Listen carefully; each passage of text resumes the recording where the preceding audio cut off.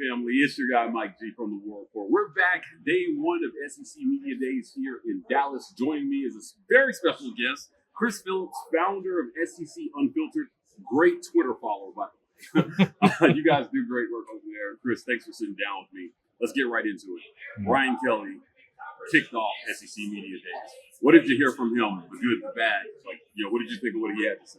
Yeah, first things first, I appreciate you having me on, man. We've been following each other for a while, and you guys do great work as well, so it's great to collab here in Dallas, Texas. I mean, nowhere better. As far as Brian Kelly, I think what's interesting listening to him, year one, he said that judge me off my year three, and then today I heard him say that, I don't really deal in expectations. I'm more so he talked about the process, and you can't have it both ways, right? I think LSU is a place where you expect to make the playoff more often than you miss it, at least, like with the new 12-team college football playoff. And so I think that's going to be the expectation this year. I did like how he was really upfront about, hey, listen, we weren't a balanced football team last year. The defense wasn't good enough. We know that. I mean, that's kind of the most no-brainer thing. But, I think what's interesting, man, is that it's brought the 12-team playoff has brought this new level of pressure to some of these coaches, right? Yeah. Like I think what's cool is, when we're talking about teams like Tennessee, like LSU, like Missouri, maybe an Ole Miss, in years past, we would have said, hey, they could be a really nice 9 or 10 win season. That's sort of where the conversation stopped. They'll go to a nice bowl game, whatever. Now we're talking about a playoff, but the key caveat is if you don't make the playoff, if you don't reach those expectations, there's even more layers of pressure now. So I think Kelly is one of those feeling those. I thought for the most part he addressed everything you wanted to hear and face that head on. But I think he understands how pivotal of a year this is in Baton Rouge. His year three comment was interesting. Yeah. It was like, year three, my year threes are always awesome. They That's are. pretty much what I heard. Yeah, right? they are. So, but you had a Heisman in year Yeah. two. So how much more awesome is it going to be? How confident do you think that LSU fans are in Nussmeier following up what Jaden Daniels did, a historic season? I think they're confident that the offense is going to be really good. I don't think anybody believes that it's going to be better than it was last year, just because that was a historical offense. Ridiculous. What Jaden Daniels did. I mean, the good news is, listen, I don't think they're going to have to ask their quarterback to rush for 1,300 yards. I think Caleb Jackson at the running back spot, the offensive line is one of the best in the country. I think they're going to have a lot more balance on the offensive side. They're deep at wide receiver. I mean, Brian Kelly mentioned this is the deepest team I've had since I've been at LSU. And you look across the board, defensive tackle, maybe not so much, but the rest of the football team, I think you could argue that it's all about what does the defense do. And I love the addition of Blake Baker. I love the addition of Bo Davis at the defensive line coach spot. Their their football coaches, they're not miracle workers though. So how far can the defense go? But if they're slightly below average, that is so tremendous of an improvement from last year. That's how bad they were. The offense, probably not going to be quite as good. The defense should be a little bit better. What does it equate to? Are we back talking about 9-3 or was it 10-2? And I mean, that one game difference is the difference between failure and success for LSU in year three of his tenure. In the era of 12-team playoff, now the bar no longer is SEC winner or SEC runner-up. Yeah. You can be a 10-win third-place team and make a 12-team playoff. So it'll be interesting to see. Speaking of teams who would have made a 12-team playoff, Ole Miss returns Jackson Dart. I got a chance to ask Lane Kiffin about Jackson Dart's progression this offseason. He said that if new NCAA video game had a leadership rating, he'd be a 99. High praise from his head coach, but he's had a lot of success with quarterbacks. What are you expecting from Ole Miss this year, man? He warned about not drinking the rat poison that Saban warned him about. What do you see? Yeah, spoiler to Lane Kiffin, continue to deal with the rat poison because it's going to continue to happen. I mean, I'm buying it on Ole Miss. Their over-under right now in Vegas is 9.5. I think hammer that over. I'd be stunned if this roster, they won less than double-digit games. I look at them, top to bottom, man. I mean, what they added in the portal. This was to a team that won 11 games last year. What they added via the portal, especially on the defensive side. He mentioned at that Georgia game, and he talked about it today, that, he mentioned, we got to get more physical. We got to get longer. We got to get stronger. And they did, right? You had a guy like Walter Nolan up front, Princely Umami yelling off the edge, Pooh Paul Jr., who obviously would ask him about at that linebacker spot. But you had Trey Amos in the secondary just for fun. And then offensively, they're going to be one of the best in the country. I mean, Jackson Dart, to his point, I think is one of the best quarterbacks in the league. You've got Trey Harris and Jordan Watkins on the outside. By the way, you had Juice Wells from South Carolina. If he's healthy, we were at this time talking about him being the best receiver in the SEC. Caden Priest going at tight end. Maybe running back somewhat of an adventure, but I think Ulysses Bentley is much better than people realized when Quinshon Judkins was there. So I mean, you look at and they added a couple offensive linemen from Washington who won the Joe Moore Award. So it's like, where's the deficiency with them? Where is the hole? And I mean, even if they do have some questions with their schedule, they've got like 6 weeks to figure it out. 6 weeks of their schedule. They essentially play a preseason. They really do. I know that Lane Kiffin's greatest challenge this season, at least early on, is keeping his team engaged and making sure, hey, make sure you go to class, make sure you come to workouts, do the right thing because we're going to get in that conference game. You talk about 6 games of that season. Is it a bad thing maybe that it doesn't look like they're going to get tested until week 7? Yeah. Like, is that where you want to be, where you're probably blowing teams out for the first 6 weeks and then you run into a test where you got to figure out what your football team really is? How much of a challenge? Yeah, I mean, it's great to build momentum, don't get me wrong, because winning is winning. But I think the challenge you could run into and the problem, you saw this kind of with Georgia last year. It's like when you play like a Furman week 1, like you can't win by enough, right? I mean, so there's nothing to gain. It's almost like a lose-lose where if you win 60-0, well, good, you were supposed to. And if you don't, and it's something like 34-20, and you look sloppy doing it, the questions start to arise. So again, that's where the maturity comes in, though, and veteran leadership, and make sure you're taking care of things the right way. You're blocking out the extra noise. So to his point, the whole rat poison comments, I get where he's coming from. But again, I'm buying Ole Miss. I think they're a 10-2 team this year. I think something would have to go virtually horribly wrong for them to not reach that mark. But we just talked about LSU. I think that's a game that I could see them losing. Of course, you got Georgia. There could be some other pitfalls there as well that maybe we're not looking at right now in the preseason. You hope to get over is Kirby Smart Hawks. Like Nick Saban's gone, so I think the new king in the SEC. Yeah, for sure. Let's jump to another team that is on neither of those guys' schedule, which is Auburn. Now, Hugh Freeze doesn't go until Thursday, so we'll check back in with you on Thursday on what Hugh Freeze has to say about his football team. But it'll be the first time since 1991 that LSU and Auburn haven't played. I think it's 1989 was the last time that Ole Miss and Auburn didn't have each other on the schedule. Look, Hugh Freeze has a job in years. Peyton Thorne did not do well last year, but I would argue that his struggles were systemic in that, look, man, from a coach, you fired your offensive coordinator after the season, so obviously something was broken there. Yeah, has Hugh Freeze fixed it with Derek Nix, who he took from Lane Kiffin?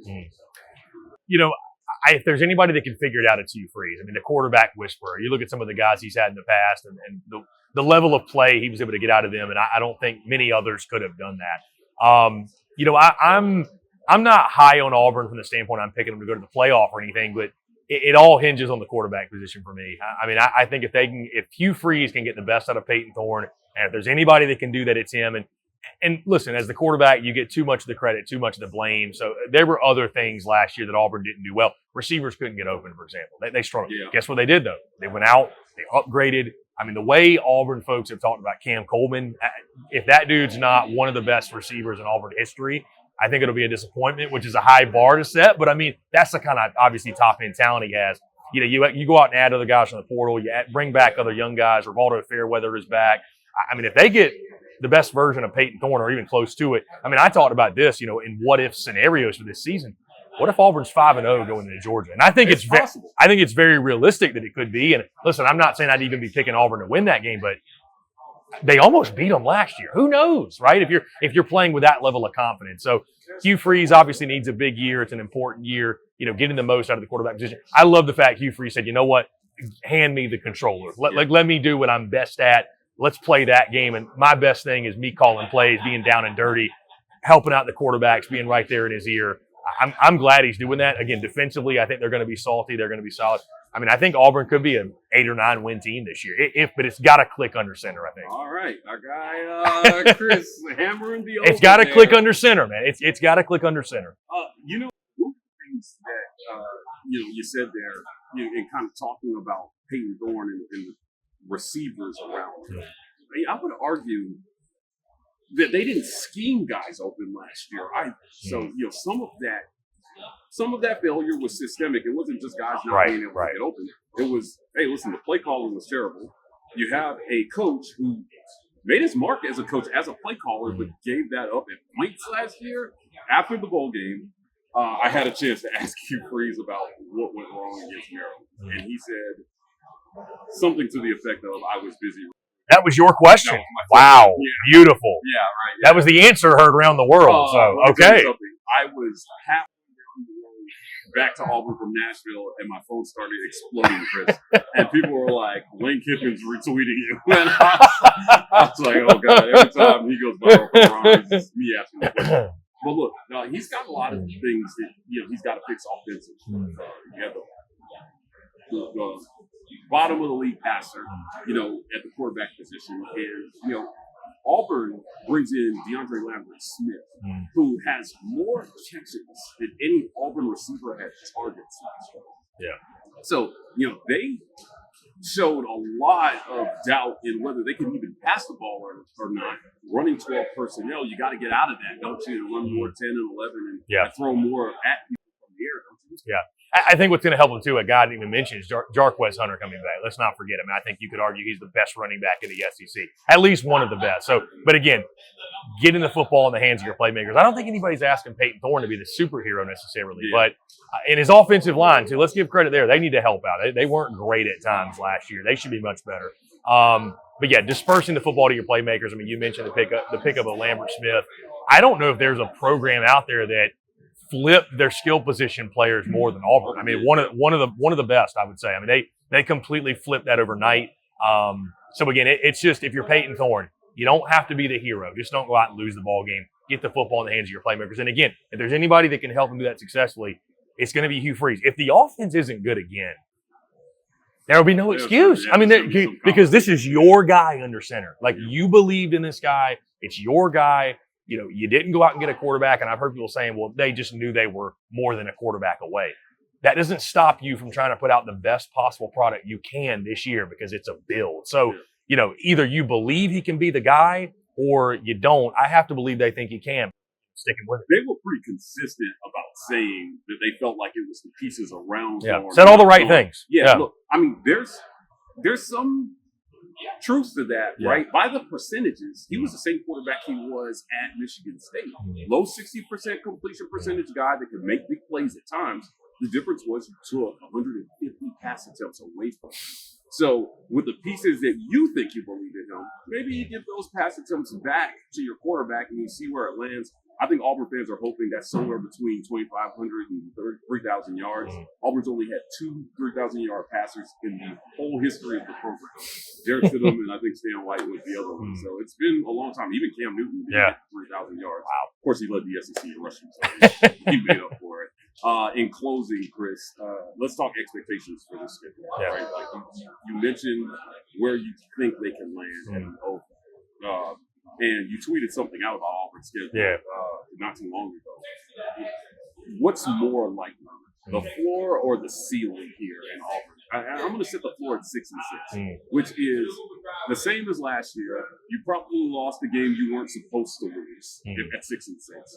Or, at the over, which is 8 or 9 wins, you beat somebody nobody expected you to win. Which do you think is more likely? So there's a reason Auburn's being labeled one of the candidates be boom or bust. That's what you hear when it comes to Auburn. For me, realistically, I'm not a huge Peyton Thorne guy. I'll be transparent. I need to see it from him. And at some point, you show me who you are enough times, I'm going to believe you.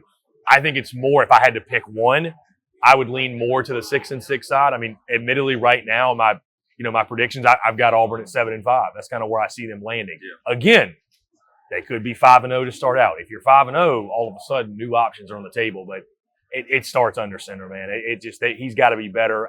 And again, I believe Hugh Freeze can get the best out of him, but you're asking a lot out of a guy that was not very good last year. I mean, again, bottom of the league in passing. It'd be different if he was sort of middle of the pack. So I would lean towards, if you're asking me, are they going to be boom or bust based off of those expectations, those standards?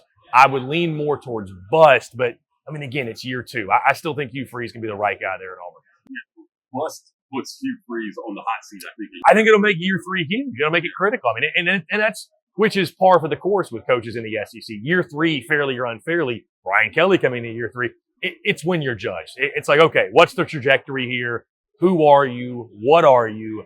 It'll set the stage for that. But I mean, so I don't think if they go 6-6 or 7-5 in year 2, it spells the end for Hugh Freeze.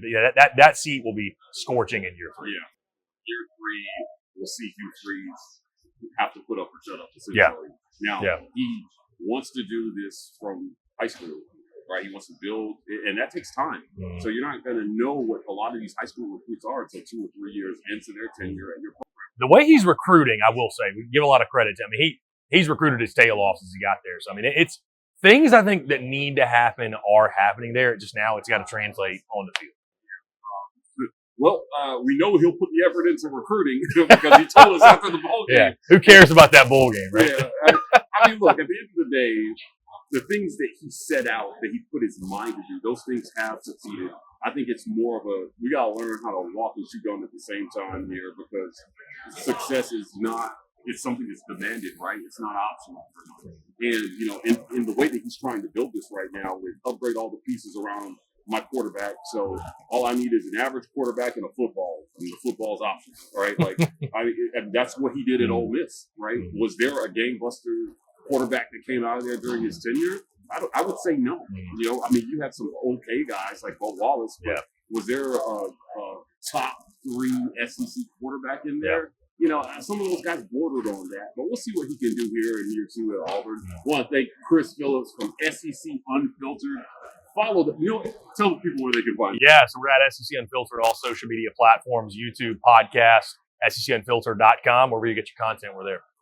Awesome. Thank you. Hey, appreciate it. This segment is brought to you by our folks at Golden's Cast Iron.